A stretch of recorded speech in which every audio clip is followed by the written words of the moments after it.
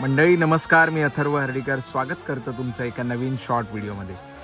प्रचंड पाऊस पडतोय, मी टू व्हीलरवरून प्रवास करतोय आणि आता माझ्या डोक्यावरती जी जाळी आहे आपण बघू शकतो, त्या जाळीमुळे मी सुरक्षित आहे।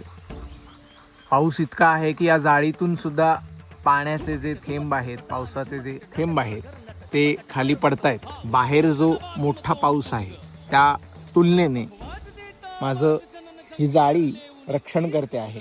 अशा प्रकारच्या जर का अति घनदाट अशा झाड्या असतील तर तुमच्या अंगावर एक थेंबही पडत नाही, इतक्या घनदाट अशा ह्या जाळ्या असतात। तुम्ही कधी असं रस्त्यालगत झाडीखाली पावसापासून बचाव करण्यासाठी थांबलायत का? हे नक्की कमेंट करून कळवा। खूप खूप धन्यवाद।